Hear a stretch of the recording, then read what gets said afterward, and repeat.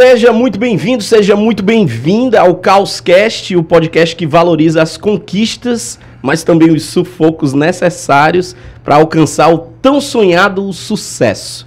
Eu sou o Vlad e por aqui nós vamos nos apropriar de assuntos mil sobre negócios e a cada episódio nós traremos seres humanos empresários de respeito para desbravar o caos por aqui. Hoje na nossa mesa nós temos um ser humano em particular que eu particularmente sou apaixonado, gosto demais. É um caba que é conhecido nas rodas da sociedade como o Lourinho do Google.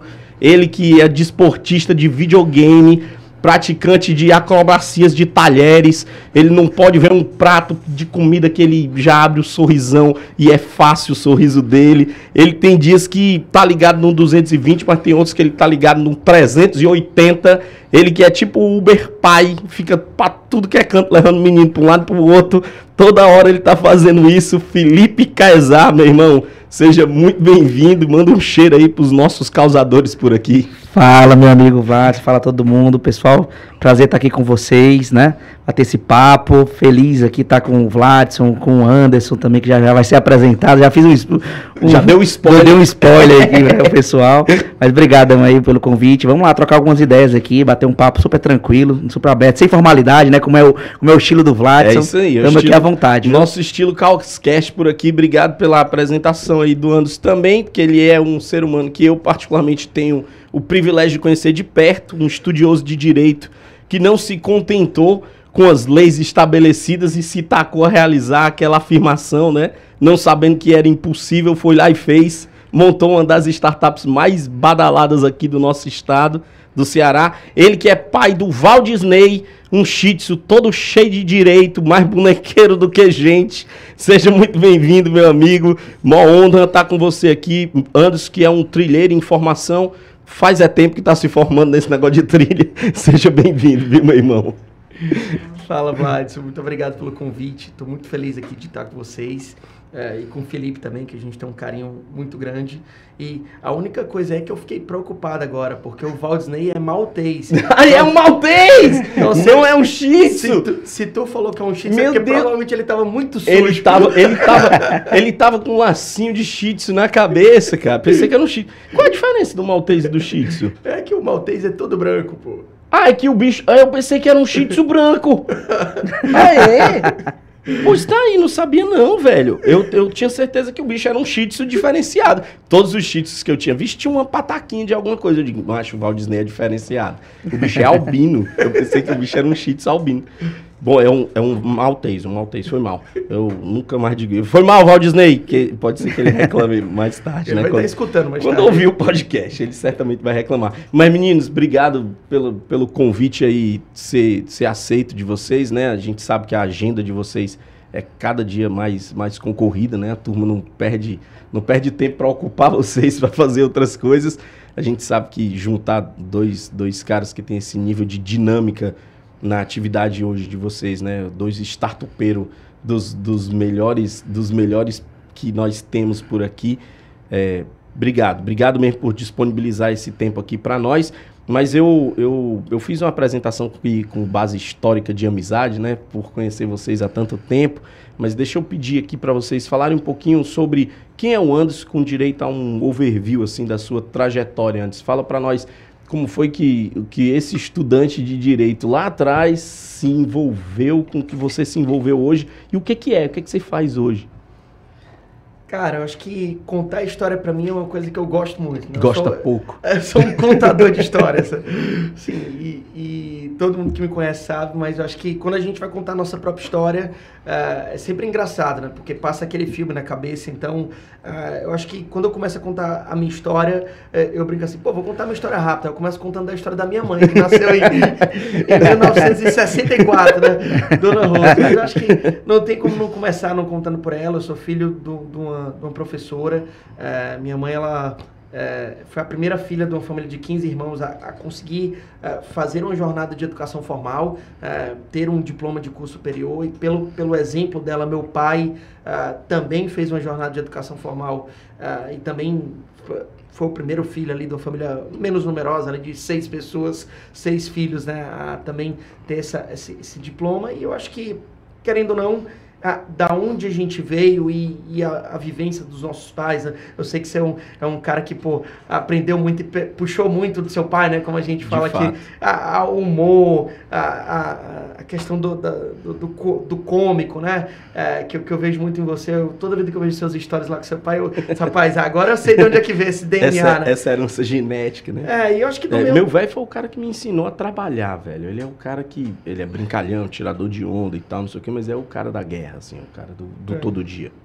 E aí eu acho que, pô, pra avançar um pouco a minha história, eu acho que a minha história, ela tem essa história muito, muito forte com a educação, né? Então eu vi meu pai e minha mãe se formarem quando eu já tinha 11 anos, né? Então eu acho que eu consegui ver qual foi o impacto que a educação trouxe na vida deles e, consequentemente, na nossa, né? Sim, a melhoria da casa, da locomoção, de oportunidades e tal. Então acho que eu cresci num ambiente entendendo que a educação era muito importante e fui aluno de performance. Estudei ali em grandes colégios aqui e eu falo que, cara, é uma grande sorte / privilégio nascer no Ceará, porque eu acho que o Ceará ele é um dos estados que mais valoriza a educação e dá muita oportunidade para quem quer. Assim, não basta você... Assim, aqui você não precisa ter dinheiro para você ser uma pessoa grande e trilhar uma jornada educacional forte. Eu acho que se você for uma pessoa que quer, ali você vai ter muitas oportunidades, porque tem boas escolas ofertando bolsa, dando auxílio para os alunos que são muito bons e tal. Não é à toa que o ITA tá lotado de cearense saindo pelo ladrão lá toda hora. Eu acho que eles mandaram até aumentar um pouco das portas lá. Era meio apertado pra gente entrar. Pra gente entrar por conta do tamanho da cabeça, né? Mas aí eu acho que acabei trilhando a jornada educacional como aluno de performance. Passei para medicina na Universidade Federal, acabei fazendo direito em outra. E aí eu acho que, se você perguntasse o que o Anderson o Anderson é aluno. Eu acho que até hoje o que define, eu estou como CEO, eu estou como investidor, eu estou como executivo e etc. Mas eu acho que eu sempre vou ser aluno.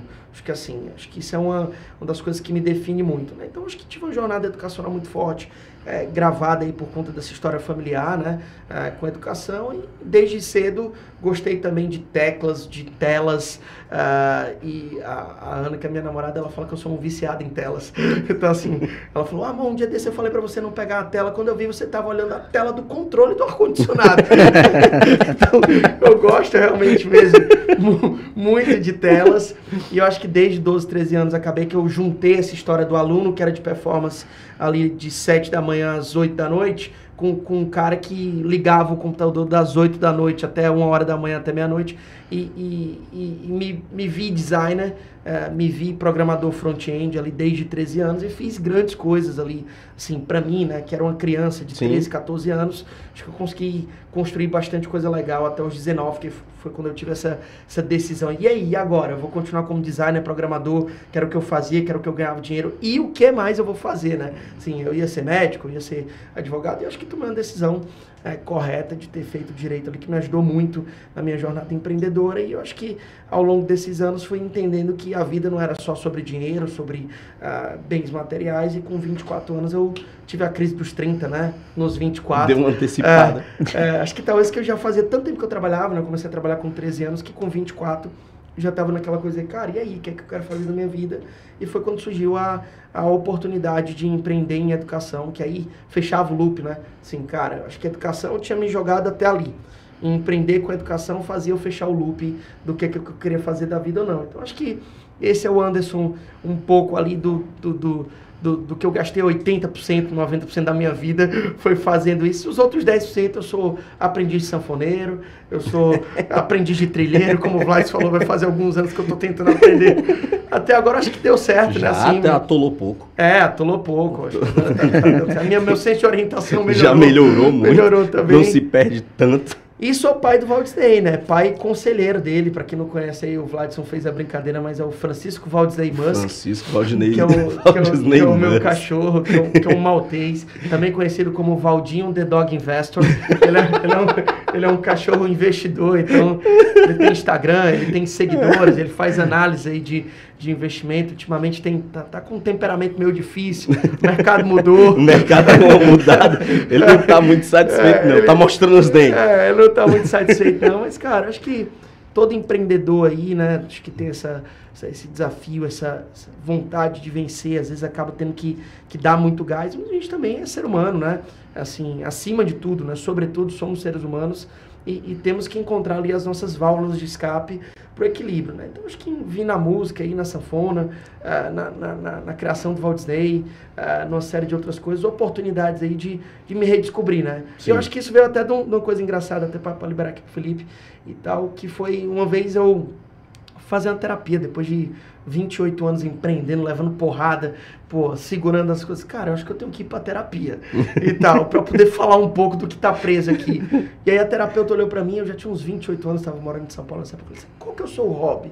Eu falei, é trabalhar. Ela falou, meu hobby é isso. Ela falou, mas qual que é o seu hobby mesmo? Eu falei, é sério, é trabalhar. No final de semana eu trabalho, no feriado eu trabalho e tal. Eu acho que de 28 pra cá, eu acho que eu fui o cara que mais teve hobby na vida. Porque todo dia eu queria descobrir qual que era meu hobby. Então eu toquei sanfona, já tô aprendendo kite, já fui trilheiro, cara, passei com cachorro, já fiz tudo que você imaginar pra tentar descobrir realmente qual que era o hobby. Porque eu acho que não dá pra gente passar a vida ali também só trabalhando, né? Então acho que isso aí resume um pouco aí do momento que eu tô, de onde que eu vim, do que eu olhei. E eu acho que o que a gente faz define menos o que a gente é do que o que a gente deixa nas vidas das pessoas, né? Então espero que eu tenha deixado mais coisa boa do que coisa negativa aí na vida de quem eu passei. Eu tô te ouvindo e aqui feliz, porque até agora o Anderson falou do Anderson, dizendo que o Anderson viveu, construiu, montou e não teve uma fala de Agenda Edu. Não teve uma fala sobre o negócio institucional, assim, né? Teve as mudanças individuais, as coisas que rolaram, tipo, a mentalidade que mudou de um lado para o outro, o reconhecimento de que o trabalho era lá. E a Agenda Edu é o teu filho, talvez o filho mais promissor do universo, porque você teve a oportunidade lá atrás de montar um negócio gigantesco. Era um negócio que era um negócio de uma mesa, assim, com 3, 4 pessoas envolvidas, e de repente se tornou o que se tornou para ser vendido hoje, e hoje você está vivendo uma realidade com base nessa construção dessa ideia lá atrás, e nem trouxe a Agenda Edu para a mesa, assim, tipo, esse é o ano, eu passei por todas essas coisas e tal. Eu acho isso tão nobre, velho, porque a gente entende que o negócio, e hoje, indiscutivelmente, a Agenda Edu é muito maior do que o Anderson do ponto de vista de notoriedade, né? Tem muito mais gente que conhece a Agenda Edu do que conhece o Anderson. Mas se não fosse o Anderson, a Agenda Edu não seria o que ela é hoje, né? Não teria alcançado os lugares que alcançou hoje. Então, isso é valioso demais, e eu acho que essa é uma das coisas boas do universo de startup. Que antigamente a gente tinha uma clareza sobre os negócios em si, que é tipo assim, o negócio é tão maior, é tão mais importante que a pessoa ela vira secundária. Aqui a gente viveu o contrário, eu queria valorizar isso, mano, porque eu vejo isso em você, eu vejo quanto... E não é porque você não valoriza a Agenda Edu, porque você tem tatuado no corpo, né? Você tem várias coisas envolvidas com a Agenda Edu propriamente dito, mas é o Anderson, o cara, o responsável lá atrás, o design, o cara que fazia o front-end simplão, com 13, 14 anos de idade, que se tornou o que se tornou, e a Agenda Edu veio foi catapultada aí por esse cara, né? Recebeu essa alavancada, zona violenta de atuação. Parabéns, velho. É uma honra estar com você aqui. Para você que não sabe, a Agenda Edu era uma startup do fundo do quintal, de 3, 4 jovens que se juntaram para poder dizer: nós precisamos criar uma solução de agenda digital para as pessoas, porque o papel está cada vez mais difícil, as pessoas não utilizam, o retorno é mais complexo, e essa solução foi proposta para meia dúzia de escolas num primeiro momento, e hoje ela está em quantos lugares, antes? Cara, assim? São quase 2,5 milhões de usuários totais aí, espalhados em 2.000 escolas em todo o Brasil. e com outros produtos, né? A Agenda Edu, ela cresceu tanto que hoje a gente tem uma nova marca aí em breve, então nos próximos 30 dias a gente deve estar anunciando a nova marca, porque hoje a Agenda Edu ela é uma holding, né? Ela tem a Agenda Edu Produto, que era o aplicativo de comunicação familiar numa escola, ela tem o EduPay, que é uma solução de gestão de pagamentos em ambientes educacionais e crédito para escolas, e ela tem agora uma outra empresa aí que a gente está no meio de um processo. Só para dizer que eu já sei, viu? Porque eu tenho meus informantes lá dentro. Muito legal, tô feliz demais com isso, cara. Foi negociada para um grupo que está iniciando aí no mercado de educação, não é?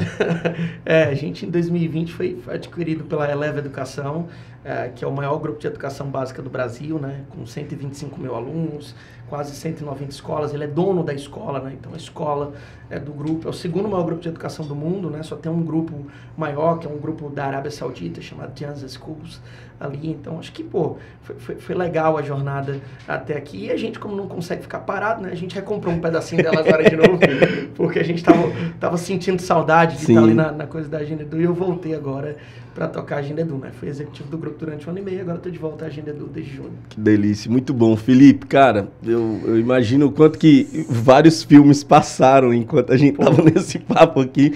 Conta para nós um pouquinho da trajetória aí. Vou seguir na linha aqui do Anderson, né? Que Manda. Ele é um excelente contador de história, contou a história dele todinho rapidamente. Eu tenho essa dificuldade, mas vou tentar seguir essa mesma linha, né? Contar primeiro de onde eu vim, né? Eu nasci numa família que era em torno de um grande empresário. Meu avô foi um grande empresário industrial. Eu nasci com a pressão que todo familiar nasce quando você nasce no berço de um grande empresário. Qual a pressão? Fazer um grande negócio. Seja empresário. Seja empresário e faça um grande. Eu já tinha a veia empreendedora desde nascença. Então, tive a oportunidade, graças a Deus, devido ao que meu avô construiu, né? Ter uma família classe média, porque meu avô foi aquela história. O meu avô enriqueceu, os filhos empobreceram, o neto ficou mais pobre ainda, né? Então, eu vou na classe média ali, pobre, baixo, mas graças a Deus nunca faltou nada, né, pra gente. Tive escolas boas, estudei no Cristos, né? Uma das maiores escolas aqui do nosso estado. Consegui ir para Unifor, me formei lá na Unifor, na administração de empresas. Mas, assim, quando eu sempre pensei em trazer um negócio, fazer um negócio. E em 2010, né, a pressão era para eu empreender no mesmo negócio do meu avô, que era nada a ver com o digital. Mas em 2010 eu tive um contato com um amigo que me apresentou as tecnologias do Google. Estavam chegando no Brasil, Google Maps. E eu me lembro que eu falei pro meu amigo, cara, que coisa, bicho, eu vou viver disso. Eu falei pro meu amigo, assim, na hora, assim, de uma forma bem, como um insight, assim, né, eu vou viver disso aqui, de mapa, né. Felipe, tu sabia que eu lembro disso? Lembra? Lembro. Eu lembro, tu era um pivete, falava de Google, eu dizia, o que esse bicho tá falando de Google, velho? Então, pois assim, eu lembro disso. Eu fiquei impressionado com o que ele falou e que ele mostrou pra mim, eu vi que aquele seria o futuro, né, e tava chegando no Brasil. Era uma super novidade, ninguém tava fazendo nada relacionado a mapa de Google, né? E aí, quando eu saí da faculdade, a primeira coisa que eu fiz, vou empreender alguma coisa com mapa, usando o Google Maps. E na época, né, quando eu saí da faculdade, eu comecei a me relacionar com o Google muito próximo, porque para você utilizar o mapa do Google, na época, não era via internet, você tinha que entrar em contato com os caras, tinha que bater um papo, falar com a coordenação, e naquele momento tinha um relacionamento humano ali, né? Eu conhecia as pessoas que estavam do outro lado. Sim. E eu comecei a usar, fiz o meu primeiro projeto em 2012, né? E em 2012 não deu certo o projeto, não funcionou, fiz tudo errado.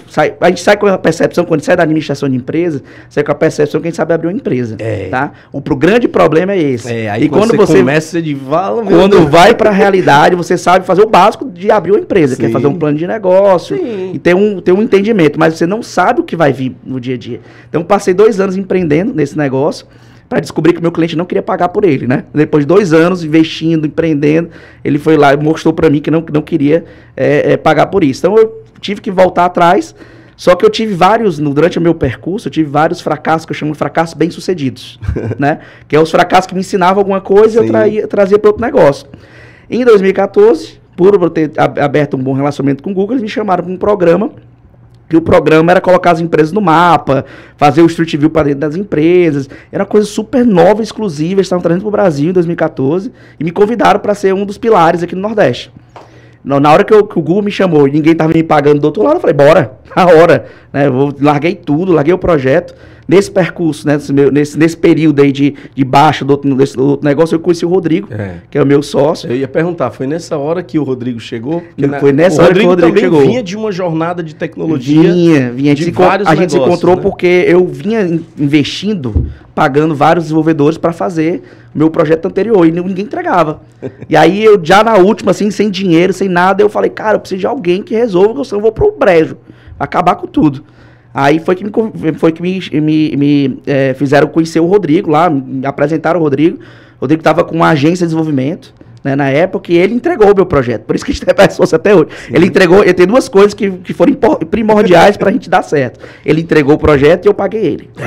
Foram primordiais. Porque se eu não tivesse pago, ele tivesse entregue, o hub local não existia hoje. Não existia. Exatamente. Mas de lá, cara, em 2014, quando eu disse para ele, cara, joga tudo no lixo, depois ele me entregar e eu pagar ele, eu falei, joga no lixo o projeto. Ele ficou tão impressionado com isso, ele falou, cara, esse menino só pode estar com um super projeto aí, tá me escondendo o jogo, né?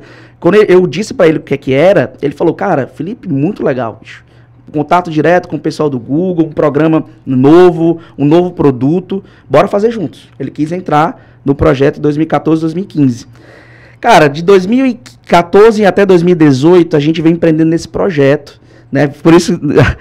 somos conhecidos como o Lourinho do Google, os meninos do Google, sim, né? Que chamam aqui, porque exatamente a gente cabeçou esse projeto, a gente começou a se envolver muito com o Google, fizemos programas, né? Eventos com o Google aqui no Ceará.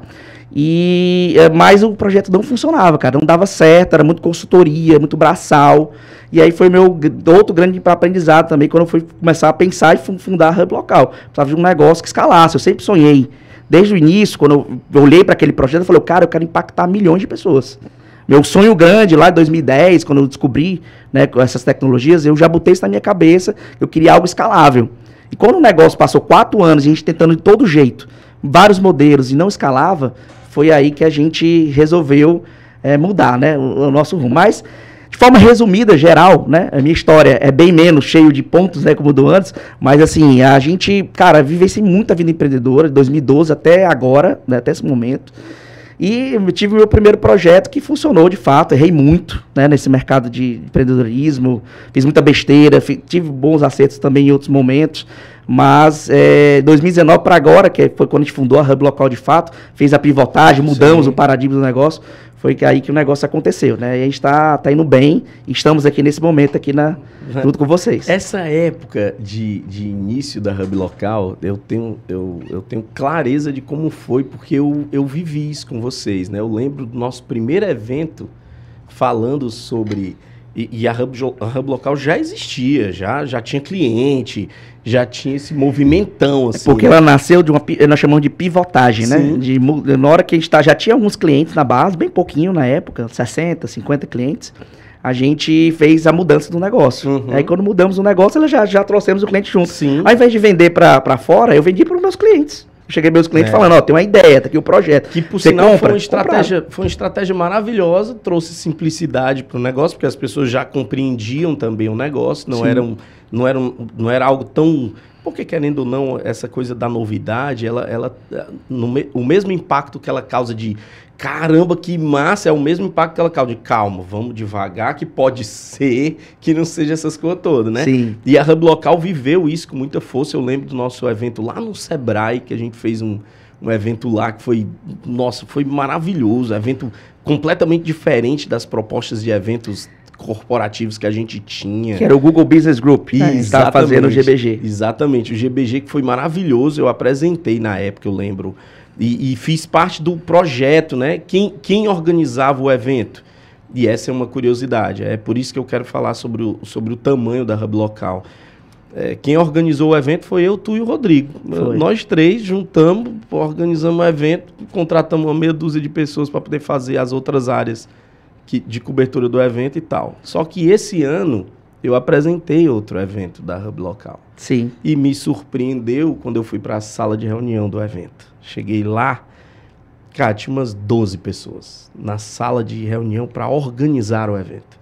E essas 12 pessoas eram da Hub Local. Ou seja, bicho, vocês saíram de um negócio que estava nos braços de vocês dois para um negócio que hoje tem 100 colaboradores? 107 colaboradores. 107 colaboradores.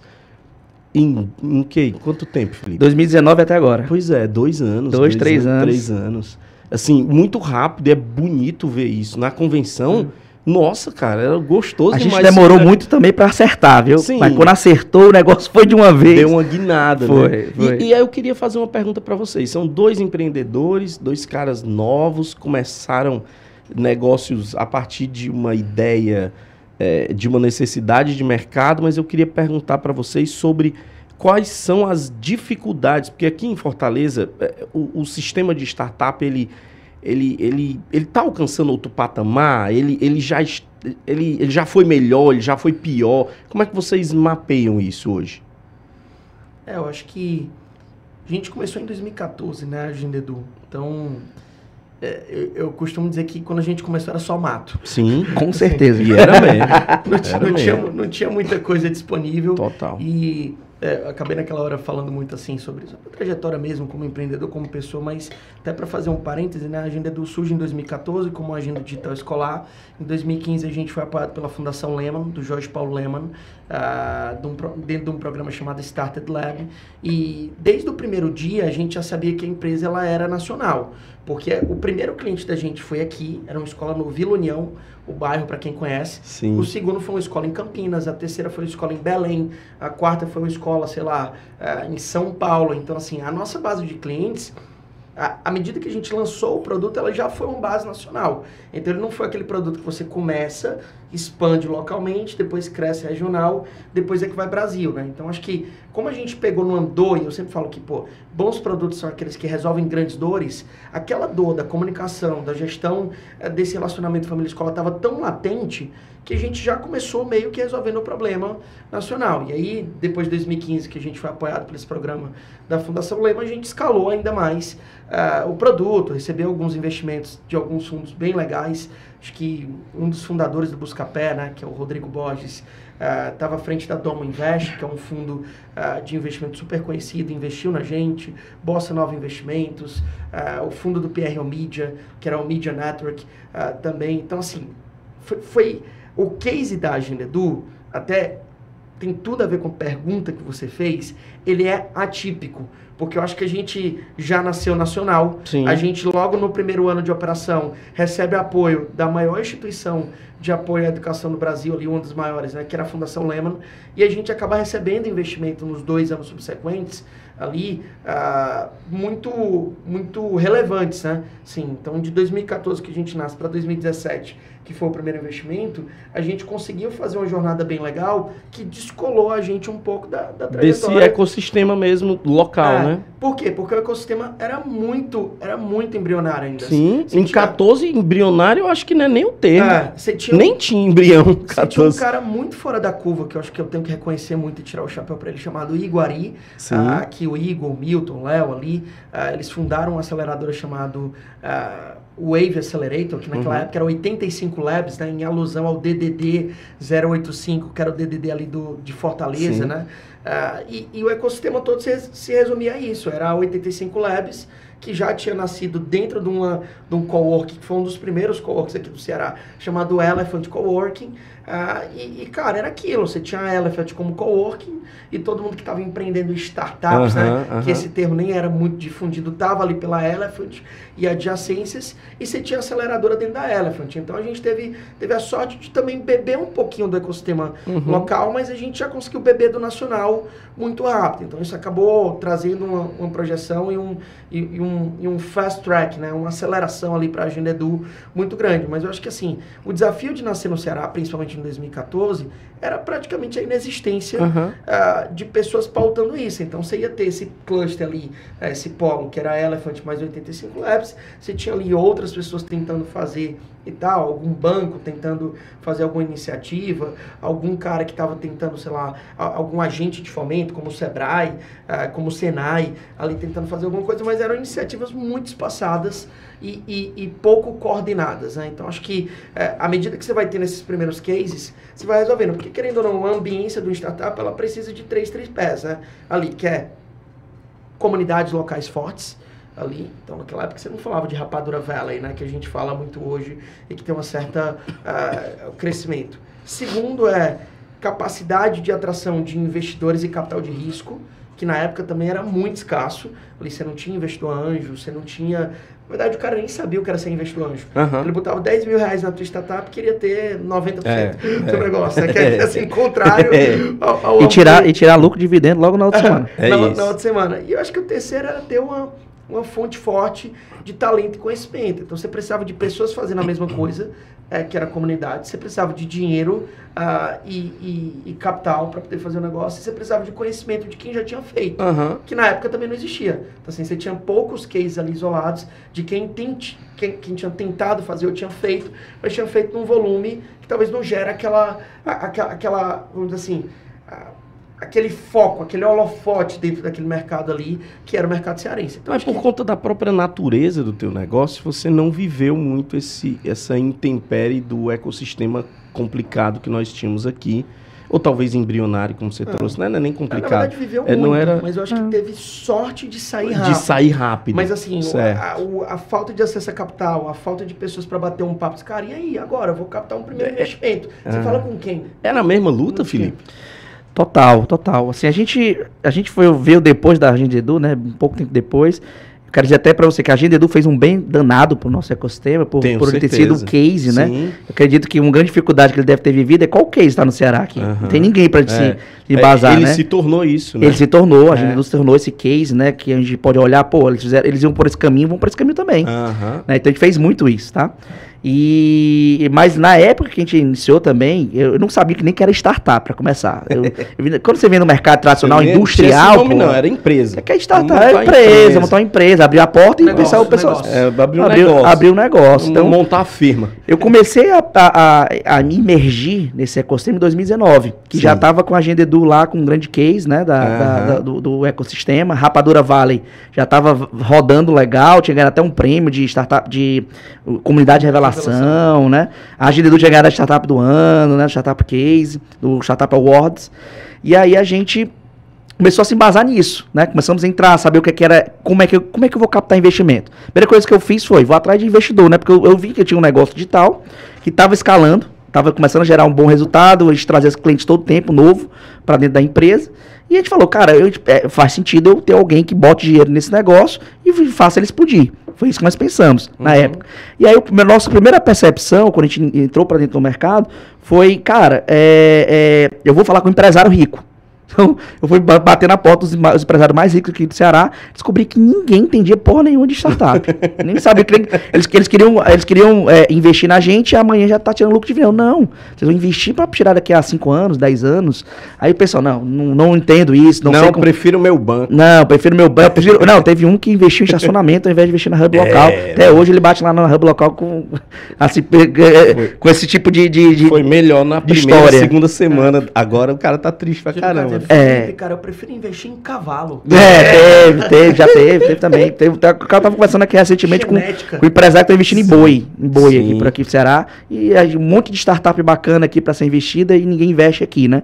Então a gente já foi o nosso primeiro grande, né, impacto ali, não encontrar um investidor. O que é que eu fiz? A mesma coisa que a Agenda Edu, depois que eu soube o case da Agenda Edu, eu falei, bora para fora também, né? E aí comecei a fazer nós chamamos de roadshow, né? De pegar o nosso case e começamos a bater na porta de players de fora. São Paulo, Rio de Janeiro, Recife, que Recife tem um polo de investidores legais lá.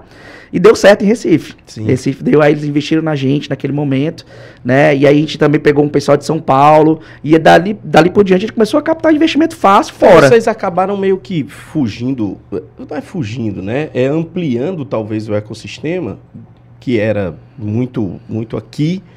Mas eu entendo que no final das contas, encontrando esses solos mais férteis aí, né? Pessoas dispostas a investir junto com você na ideia e tal, colocando grana, porque é indiscutível a necessidade disso. Sim. No primeiro momento da empresa, né? Hoje, por exemplo, eu acredito que grana é meio que nem é o principal ativo dos negócios de vocês.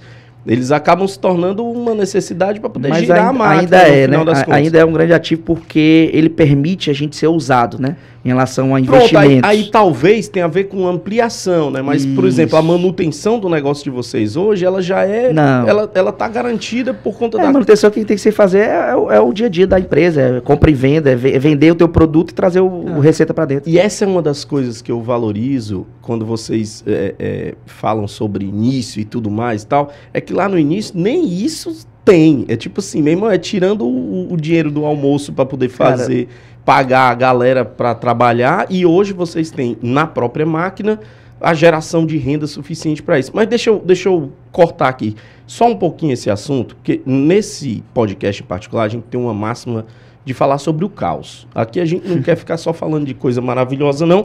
A gente quer entender o que rola na vida do empreendedor como um todo, e para isso eu queria que vocês se ligassem aqui agora.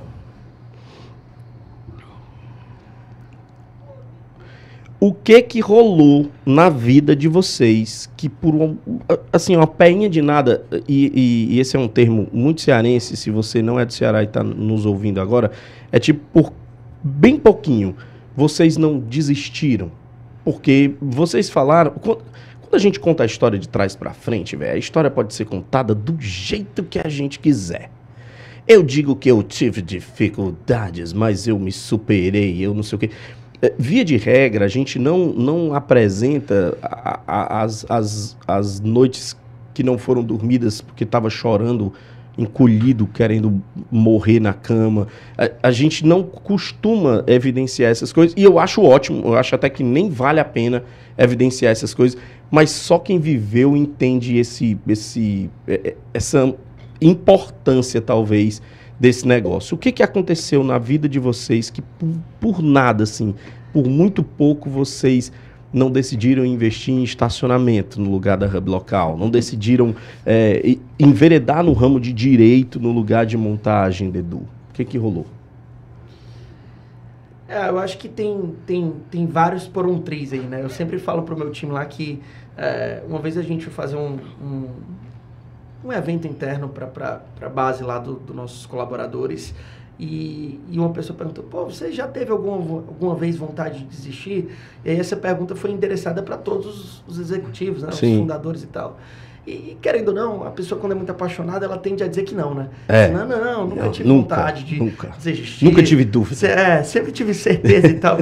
E eu fiquei para responder por último, e eu acho que minha resposta surpreendeu muito eles, que eu falei assim, todo dia eu tenho vontade de desistir. A sorte é que a vontade de continuar é maior do que a vontade de desistir, né?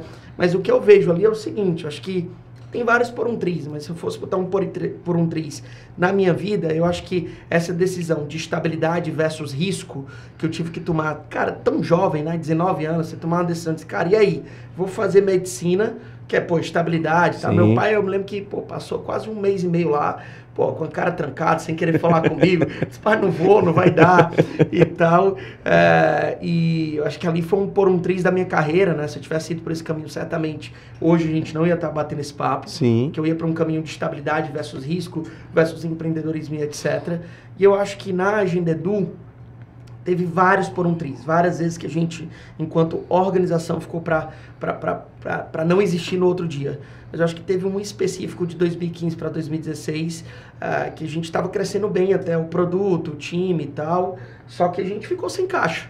Sim, e caixa é gasolina para o negócio caminhar, né? A gente fala que a máxima de startup que, o caixa é rei, né? Assim, você tem ali grana, você vai conseguir continuar tocando o projeto, fazendo o negócio crescer e tal. Se faltou, acabou. Não importa o quanto que você já fez de impacto, o quanto de colaborador legal que você tem, o tanto de cliente legal que você tem. A cultura, tudo estabelecido. Vai ficar pelo meio do caminho. Sim. E aí, de 15 para 16, a gente ficou sem caixa. E, cara, a gente passou o chapéu, tentou aí todos esses empresários que investiram em boi, tentou muita gente e tal. Ninguém botou dinheiro na gente, cara. E eu me lembro que, tipo assim, a gente fez um valuation, né, o valor da empresa super barato, que, cara, se esse cara tivesse investido... Oportunidade, né? Se esse cara tivesse investido, sei lá, 100 mil reais, ele tinha tirado 1 milhão em 24 meses, em 30 meses ali, do negócio que ele tinha feito. E, cara, passamos o chapéu, ninguém quis colocar, e a gente teve a sorte que eu acho que empreendedor ele mistura, né? Sorte é quando a competência encontra o preparo. Sim. De ter participado de um prêmio chamado Prêmio Santander Universidades, que foram 25 mil inscritos. Só foram 4 ganhadores nesse prêmio. E esse prêmio, ele tinha um prêmio em dinheiro, que na verdade era em barra de ouro, que vale mais do que dinheiro, de 100 mil reais. E aí eu ganhei esse prêmio na pessoa física. Eu fui um dos 4 vencedores ali. 5, eu e mais 4, né? Dos 5 vencedores em 2015 do Prêmio Santander Empreendedorismo. E aí, pô, ganhei uma bolsa de estudos, uma série de coisas. E o certificado de barra de ouro, que, pô, no outro dia foi vendido ali. Assim que eu recebi, a gente já vendeu, transformou em caixa para a empresa. E essa perna de 15 para 16 foi o que permitiu a gente trazer o maior cliente da gente, que era uma das maiores empresas de educação do mundo, que era a britânica Pearson. Uhum. E isso deu uma alavancada na agenda Edu. Então, assim, cara, se esse prêmio não vem ali... Hoje o papo era outro. Hoje o papo era outro. Então, assim, teve um por um triz da vida, que foi medicina versus empreender, aí da vida pessoal. E da agenda Edu foi, cara, se esse prêmio não vem, acabou. A agenda Edu tinha morrido em 2015 e tinha deixado... tudo que ela deixou e todo esse case que ela pôde trazer depois de benefício para o próprio ecossistema local tinha acontecido, tinha deixado de acontecer por conta de falta de ambiência no próprio ecossistema local. Então você tá vendo que era meio que um ovo galinha, né, Vlad? Sim. Não tinha case e a galera não queria investir. Pô, mas também se não investisse não tinha case. Pode crer. Então, cara, então foi... Nunca vai dar certo se não houver alguém dizendo, paz, eu vou simplesmente apostar. Aí nessa hora eu solto assim, obrigado Santander, você ajudou muita gente. Tu, filho. Cara, eu quero dizer pra você que eu desisti. Mas eu desisti de desistir. Certo. Minha história tem... Desistiu e disse, não, eu desisti, peraí, não vou desistir. Não, teve um momento, eu e o Rodrigo, a gente falou, cara, vamos encerrar aqui, vamos sair pra um lado, vou pro outro, a gente não tá dando certo, o negócio não tá andando, aquele sonho que a gente teve não tá funcionando. E a gente desistiu, teve um momento. Só que eu falei, naquele momento, foi 2018 isso, bem na virada pra Hub Local. Eu cheguei pra ele e falei, Rodrigo, cara, bora tinha uma viagem marcada pro Google em 2018, pra uma imersão que a gente ia fazer no Vale, né? Olha aí, coisa chique, né? Sem dinheiro, sem nada, mas indo pro Vale. Sim. Não, tirou dinheiro emprestado, né? Pegamos, antecipamos recebíveis e fomos pro Vale do Silício. Mas eu falei pra ele, cara, vamos terminar agora não, vamos encerrar o nosso assunto agora não, bora pra essa imersão, porque tem uma coisa aqui que eu tô escutando do nosso cliente que faz sentido, Rodrigo. A gente trabalha aqui com o Google, muito bacana, o pessoal nos respeita, mas eu tenho visto muitos clientes reclamando que não estão em outros dispositivos, como Apple Maps, como Foursquare, como WhatsApp, tem uma parte de localização ali. Então eu ouvia isso do meu cliente, eu toda vez tinha que explicar, todas as vezes que eles vieram para mim, eu tinha que explicar que eu não fazia aquele serviço. Uhum. E aí eu falei, cara, tem uma dor aqui, não tem? Aí eu falei, mas não acredito mais, tô cansado, já investi muito, a gente tava, tipo, a gente tava vendendo almoço pra pagar a janta, já, tava um negócio bem difícil, não tinha caixa, não era caixa zero, né? Não, diferente de vocês, perderam caixa, nunca teve caixa, foi sempre no zero ali, vários anos. Mas a gente foi pro Vale. Quando chegamos no Vale, a gente teve uma imersão incrível. Cara, parecia foi o que ele acabou de falar, a sorte, né? Da capacitação com um momento ali que se casaram, se tornou uma sorte pra gente. Teve acesso toda a equipe do Google Maps que falava sobre o futuro do Google e tudo o que eles iam fazer, todos os projetos.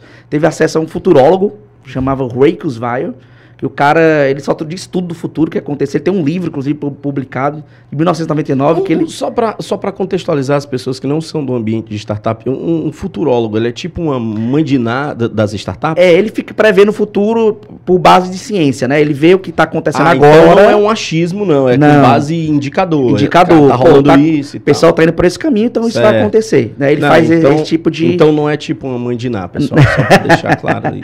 E aí, cara, a gente teve acesso a um estudo que mudou totalmente a nossa vida, que foi o estudo do Boston Consult Group, BCG, com o Google. O Google contratou esse estudo, que dizia que 98% das empresas tinha esse problema que eu escutava aqui no Ceará, né? Eu falei, 98% das empresas, né? Parece ser um absurdo. Uhum. Mas aí ele explicava no estudo que a maior parte das empresas, eles iniciam num canal digital, ou 2 no máximo, esquece o universo todo digital. E aí não aproveita o mercado e perde cliente todo dia. Eu estudo dizia isso. De forma técnica, né? Tem um estudo outras nomenclaturas, né, no estudo. Mas ele dizia basicamente isso aí. Eu falei, Rodrigo, bateu, bingo. Voltamos do Vale, que eu me lembro que a gente pegou um carro para ir de Los Angeles para São Francisco. E era só falando do negócio, o que é que a gente errou, que não tá dando certo, o que é que a gente precisa mudar. né, as ideias, botamos as ideias assim, falando no carro. Na volta, a gente voltou fazendo um plano de negócio da Hub Local. Né, do lado do São Francisco para Los Angeles, porque a gente ia pegar o voo em Los Angeles. Voltamos para cá, cara, montamos um MVP, fizemos tudo direitinho. Felipe, a gente nem sabia que era MVP, tá? Por feeling do negócio, a gente pensou em fazer um negócio investindo o mínimo possível. Cara, tô cansado, já investimos 4 anos, muito dinheiro, muita dívida ali, bora parar de investir. Bora fazer um PowerPoint, uma apresentação, e bora vender para os nossos clientes primeiro. Foi exatamente assim que iniciou a Hub Local. Mas se não fosse isso, cara, se a gente não tivesse desistido de desistir, né? Antes dessa viagem desistiu, depois dessa viagem desistimos de desistir. A Hub Local não teria acontecido e ter tido esse sucesso todinho que nós estamos vendo agora. É a cara do empresário dizer que está mais difícil do que antes. Eu queria ouvir vocês.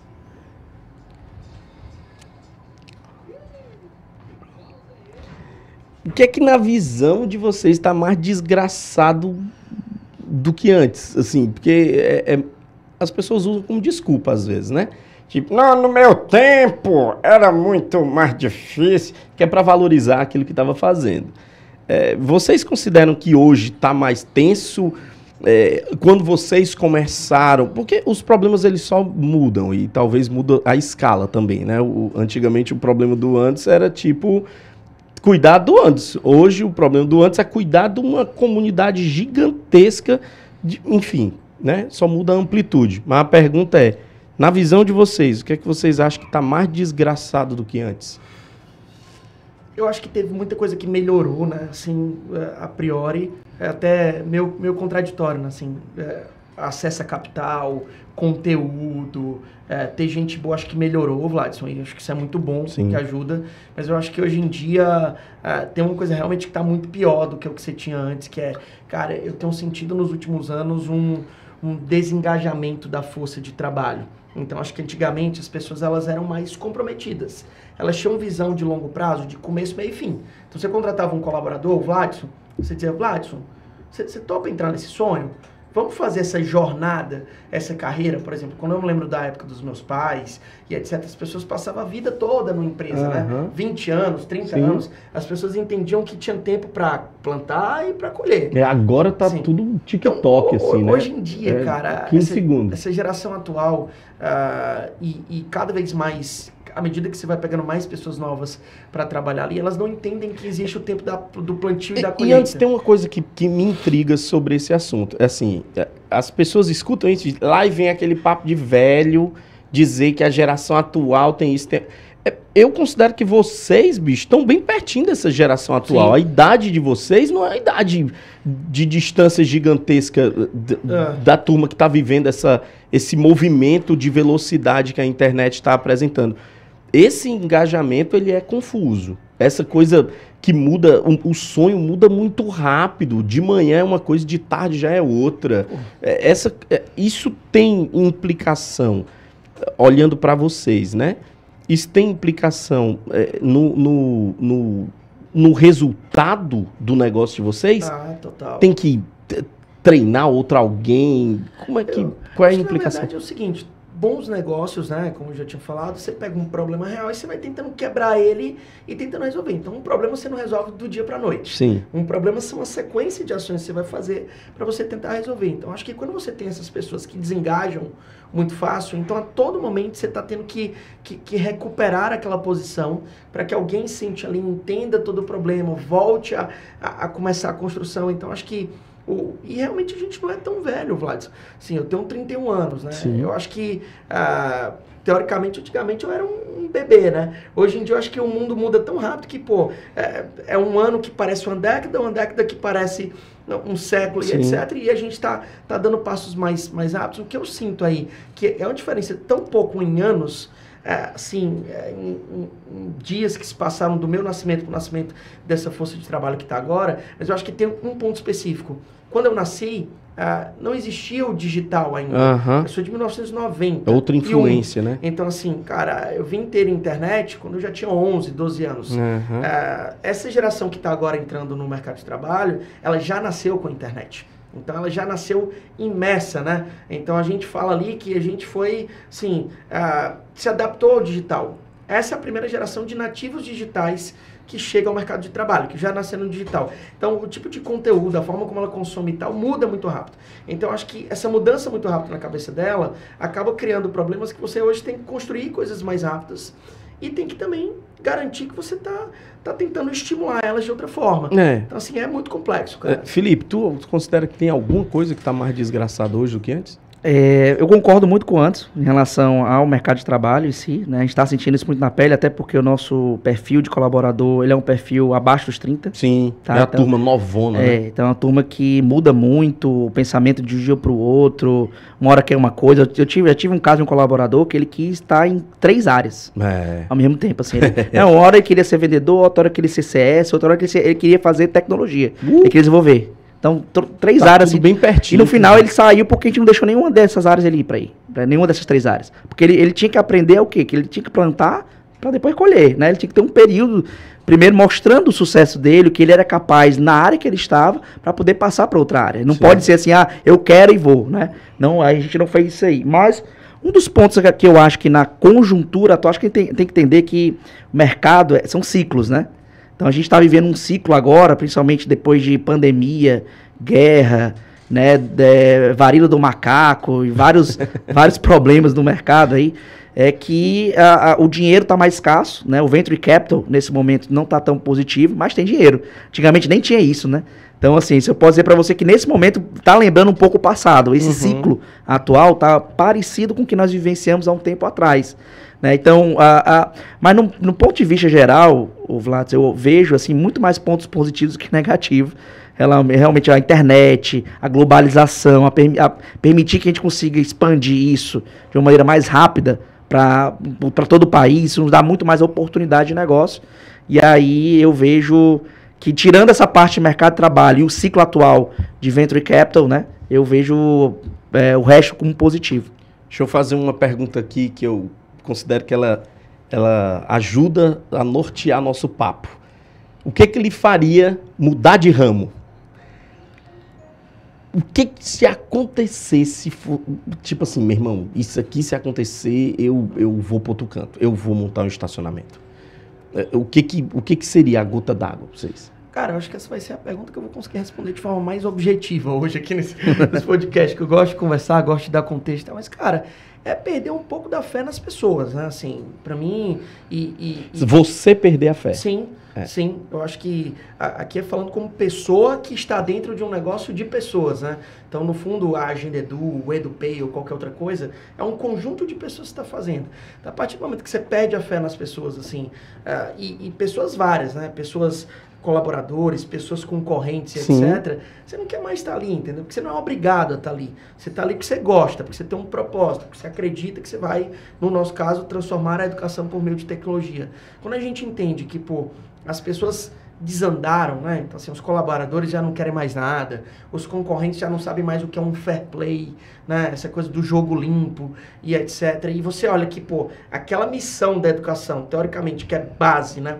De transformar uma sociedade, ela não consegue avançar, porque as pessoas que trabalham com aquilo já perderam a essência. Imagina, cara, se o cara perde a essência trabalhando com educação e com saúde, cara, você pode mandar o mundo fechar que não tem mais nada, porque, essas são as 2 indústrias mais humanas que você deveria ter, o cuidado para com o outro e o formar o outro. Então, se as pessoas que trabalham com educação já não estão mais nem aí, estão com a cabeça em outro lugar, sabe, no ego, no egoísmo, no dinheiro e etc, e esqueceram da real missão de educar, ou no caso da saúde, de curar, de fazer alguma coisa. Então, acho que isso é a única coisa que faria me faria desistir hoje, é se a gente dizer, cara, esse negócio está muito errado, cara. Sabe essas empresas grandes de educação aqui? Estão olhando para uma coisa, cara, muito errada. Estão mais preocupadas a dar retorno ali num call de acionista, de uma bolsa de valores, do que fazer uma coisa de impacto, de que mudar a vida daquele aluno da periferia, que pode ter acesso àquele conteúdo, que pode ter acesso à educação de qualidade. Então, cara, eu vou te dizer uma coisa, viu, Vladson? Às vezes eu fico na dúvida se tá indo nesse caminho ou não. Então, assim, eu acho que a única coisa que me faria desistir... Era a convicção disso, né? Tipo assim, meu irmão, tá aqui a prova. É achar que não tem mais jeito, porque indo nesse caminho já tá. Porque eu penso que toda vida que você tem um altruísmo, uma parada sua, né? Assim, eu escuto a sua fala, eu digo, ainda bem que tem pessoas que empreendem e tem esse olhar. Porque a natureza empreendedora, muitas vezes, ela acaba migrando para o financeiro, ela acaba migrando para o lance que tem a ver com resultado do ponto de vista de fortuna, comparado ao resultado do ponto de vista de propósito. Né? Então é legal ouvir que a gota d'água para você seria, tipo, perder esse propósito. Né? Não ter o propósito seria a gota d'água. As pessoas estarem falando de educação, mas no fundo elas querem só encher os bolsos. Se isso realmente for uma coisa evidente para vocês, talvez seria o teu lance de dizer, cara, mudei, vou estudar medicina para poder mudar esse negócio, vou estudar outra coisa de educação para poder fazer outra coisa. Vou me preparar para o apocalipse, né, cara? Porque uma nação que não educa não consegue evoluir, né? Então, acho que é bem ruim, mas vamos ver se a gente muda aí. Felipe, o que lhe faria mudar de ramo, velho? Bem parecido com o Anderson, viu? Acho que todas as empresas deveriam pensar dessa forma. Acho que não só eu ou o Anderson, né? Acho que todos os empresários, todos aqueles que empreendem, têm que pensar no propósito de por que você está fazendo isso. Se o propósito começa a não fazer mais sentido, né? O que é que eu estou fazendo aqui? E não só isso. Se as pessoas com que você está trabalhando não enxergam mais o propósito, o que é que está acontecendo aqui também, né? É melhor parar, é melhor mudar. É tudo que nós estamos fazendo agora. Então, não é só... Porque, às vezes, o empreendedor, né, nós, empresários, nós temos um problema que nós temos que sempre voltar para a humildade, né? De voltar para a base ali. Porque nossa cabeça, às vezes, quer comandar tudo. E não somos mais nós que comandamos a empresa. São as pessoas que fazem parte da empresa que comandam. E aí, o que acontece? Se elas não entendem o que nós estamos fazendo, não compram aquela ideia, o negócio não vai andar. O negócio vai ficar estagnado. Então é melhor mudar, é melhor pensar de outra forma. Então, o principal ponto que me faria mudar é exatamente se as pessoas não entendessem mais o nosso propósito e se o nosso propósito não fizesse mais sentido para a sociedade. Sim, tem a ver com gente, no final das contas. Eu queria findar nosso papo aqui, que facilmente poderia rolar mais umas 2 horas de conversa bem facinho. Eu queria findar perguntando, vocês trouxeram um assunto, startup e tal, e ela começa na ideia de alguém, uma pessoa lá atrás, pensou numa solução de uma dor existente. Felipe pensou em entregar para a sociedade, para os clientes, uma espécie de solução que trouxesse para o cara clareza sobre onde a loja dele está, onde o ponto dele está, se está aberto, se está fechado, como é que ele encontra esse lugar através da Hub Local. O Anderson deu a louca e disse, meu irmão, não vamos mais ficar com esse negócio de agendinha para negada levar para o pai assinar e tal, porque os meninos estão falsificando a assinatura do pai, dizendo que viu o negócio e tal. Vamos criar uma solução tecnológica para tornar isso aqui cada vez mais possível de ser administrado e no fundo se tornou um ambiente de gestão maravilhoso sobre aquilo que tem a ver com comunicação dentro do ambiente de educação. E hoje se expande para vários outros ramos, né? Tá falando de financeiro, tá falando de, enfim, e todas as outras coisas que ainda estão por vir. Tudo isso que aconteceu partiu de uma ideia lá atrás. Você sozinho no banheiro de manhã dizendo, rapaz, eu tive uma ideia. Aconteceu desse... É possível, eu tive essa brilhante ideia hoje de manhã e eu quero montar minha startup. Eu consigo montar uma startup? Qual é a implicação disso? Eu sozinho. Cheguei aqui e disse, pronto, agora virei o bicho startupeiro mais invocado da face da terra, vou montar minha startup. Porque todo o discurso de vocês, negada, fala de gente, fala de ter envolvimento com as pessoas, né, envolvimento com a causa, as pessoas estarem próximas e tudo mais. É possível montar executar um negócio desse só? Não, jamais. Até fazendo uma correção, acho que justa, né? A ideia da Agendador, ela surge com o Alan, né? Que foi um dos sócios da gente lá, que ele tinha uma filha, tem uma filha. Que era a demanda da pequena, né? E na época ela tava lá, tipo, ali com 5, 6 anos, e ele esqueceu de comprar uma máscara para um baile de carnaval que teve na escola dela. E aí ele chegou com ela sem a fantasia e todos os outros coleguinhas estavam fantasiados. Nossa. Então, eu acho que quando a gente olha hoje sobre ideia e execução, cara, tem vários empreendedores aí bem conhecidos no Brasil que eles falam que a ideia, a bacia vale 10 centavos, Vladson. Assim, ideia todo mundo tem, a todo momento, a qualquer momento e tal. O que importa é a execução. E essa execução, cara, ela nunca vai ser unipessoal. Ela sempre é uma execução coletiva. Então, assim como o Alan teve a ideia dele na época de dizer, cara, aqui tem um andor, se não fosse a execução conjunta, minha, do Pietro, da Fernanda, dos colaboradores que entraram ali, do 01, que é o Renan, que é o primeiro dev, que está com a gente até hoje, e várias outras pessoas, não tinha acontecido. Então, acho que, assim, a própria história da Agenda Edu, ela é prova viva de que, assim, a importância é da execução coletiva. Assim, o coletivo tem que fazer sentido ao longo do tempo, né? Porque ninguém consegue fazer nada sozinho. Eu acho que, em alguns momentos, você tem uma estrela que brilha mais do que a outra. Isso é fato. Assim, as pessoas têm que puxar a responsabilidade e dizer, sabe, você monta o Barcelona. Cara, quando a bola cai no pé do jogador e ele vai botar no gol, você não botar no gol, aí também complicou. Então você também tem que ter ali, alguns momentos, de chamar a responsabilidade, ter algumas pessoas que têm que brilhar em alguns momentos específicos. Mas no final do dia, é uma execução coletiva de suporte. Então não acredito em negócios unipessoais. Não acredito que grandes negócios vêm só das ideias. Acho que vem da execução, da formação, do caráter, dos valores que você constrói e tal. E outra, não só para dar certo, mas também para continuar dando certo. Porque às vezes você consegue dar certo na coletividade, mas em algum momento, cara, o salto ficou alto demais em alguma coisa e o negócio começa a degringolar pelo motivo contrário do qual ter dado certo, né? Então, acho que assim, é coletivo no começo, no meio e na continuidade. Porque se deixar de ser coletivo, vai ter um fim. Então, acho que essa é a lógica. Contraria ele, vai, Felipe. Diz, né, dá pra fazer sozinho. Vai. Antes de contrariá-lo, eu vou contar aqui uma notícia legal pra vocês. A gente tá escrevendo um livro, tá? Eu tô escrevendo um livro junto com o Rodrigo, contando a história do zero, cara, né? E como ser tão rico pra galera que quer começar, né, velho? Nós estamos finalizando, já estamos fazendo o book proposal, né? Já deve estar começando vamos para lançar até o final do ano desse ano agora. Que show. Tava aqui super inédito aqui pra você, ninguém tava sabendo, tá? Essa informação.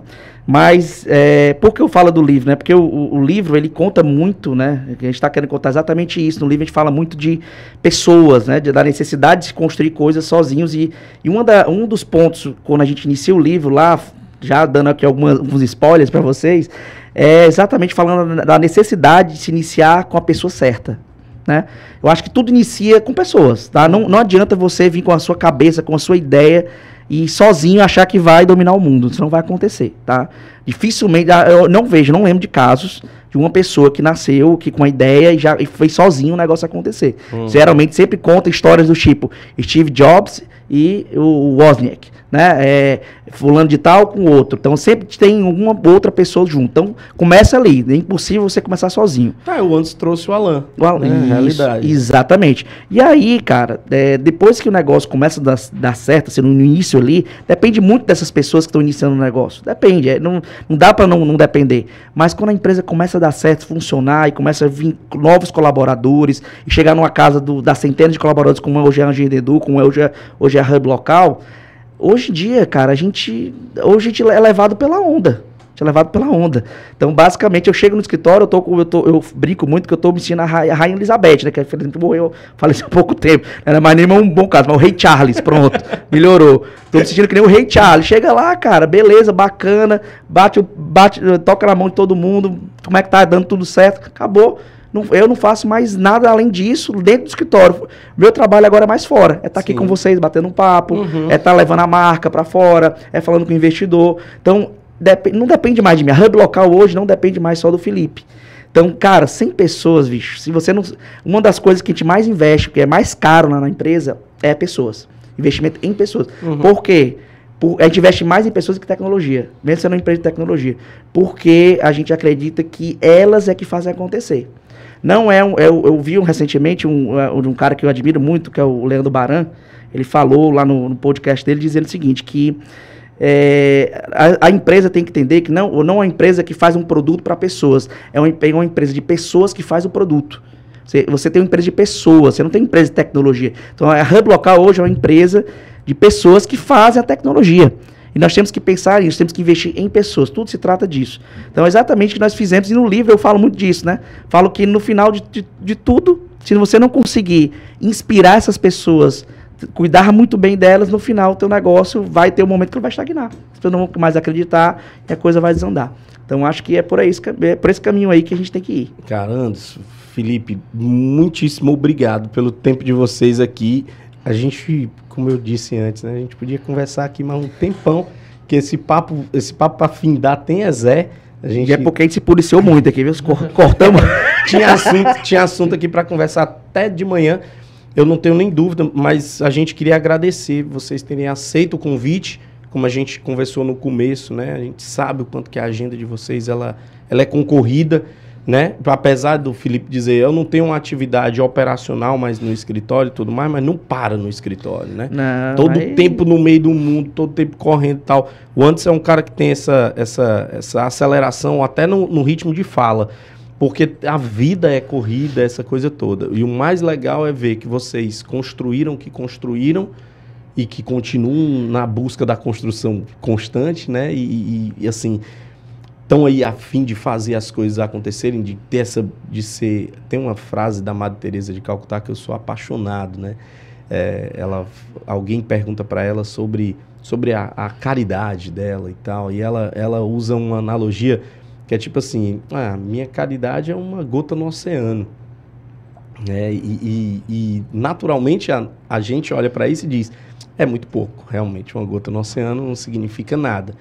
Mas a perspectiva dela era uma perspectiva de dizer assim, sem a minha caridade, que é só uma gota no oceano, o oceano seria uma gota mais vazio. Assim, tem um significado, né? Assim, apesar de ser pequena a contribuição, apesar de não ser uma coisa, meu Deus, eu estou transformando o mundo, tal, mas na Hub Local, na Agenda Edu, vocês transformam o mundo, né? Vocês criam mundos diferentes para as pessoas que utilizam os serviços de vocês. Então, cara, muitíssimo obrigado pelo tempo aqui. Eu me sinto honrado de receber vocês. Agradece aí o povo aí enfim, vamos findar nosso papo aqui. Obrigado. Cara, só agradecer mesmo o convite, acho que é muito bom, realmente tinha papo aí pra muita coisa, acho que falar de sucesso, de insucesso, de problema, de causos, acho que sempre tem muita identidade, né, do empreendedor falando com o outro e com outras pessoas que acompanham a jornada, porque, cara, os problemas, tem um amigo meu que ele fala, cara, problemas e situações específicas, eles se repetem, só mudam de endereço e da cor da logomarca, né, então eu acho que no final é bem isso, e cara, acho que brincadeiras à parte aí, você falou da velocidade da voz, né, eu gravei um podcast pra Endeavor uma vez e a pessoa olhou pra mim e falou, caralho, eu assisto todos os podcasts da minha vida a 1,5x e 2, mas o seu eu não consegui. Fica um desafio aí. Quem conseguir assistir a 2x, manda uma mensagem para nós que a gente vai colocar como case. Que a gente vai mandar um livro. Muito bom. Não, eu queria agradecer, né? É uma honra estar aqui com vocês, né? Eu falo muito que quando a gente inicia lá atrás, o nosso sonho é contar a nossa história, né, lá na frente. A gente é impactado por muita gente que está na nossa frente quando a gente está iniciando. E quando a gente olha para ele e fala, pô, eu quero um dia contar a minha história, né? Então é muito importante estar contando assim a história para vocês, um pouco do nosso desafio no meio do caos, né? Realmente foi muito complexo, é muito difícil. Depois que você tem um certo sucesso, digamos assim, o pessoal acha, pronto, os caras estão no paraíso. Não estão, bicho. É desafio todo dia. Os desafios aumentam, né? Não são mais tão pequenininhos. O tamanho, né? Do que a gente tinha de problema aumentou 3 vezes mais, né? Então, assim, continua sendo um grande caos, né? Muita coisa que eu poderia estar compartilhando com vocês. Mas, como temos pouco tempo, né? Quero só agradecer para vocês e também ficar à disposição pelo nosso LinkedIn, né? Tô sempre lá, utilizando um pouco o LinkedIn, as minhas redes sociais, e as redes sociais da Hub Local também estão sempre abertas, tá bom? Valeu, pessoal. Obrigado. Bom demais, Felipe. Bom demais, Anderson. Muitíssimo obrigado mais uma vez. Esse foi o Caoscast, uma conversa sem frescura sobre o que é necessário para alcançar o sucesso. Até a próxima. Esse foi o Caoscast, o podcast que desvenda negócios. Conta com o apoio da Gomes de Matos, mais o BS Innovation Hub, com a apresentação de Vladson Sidney.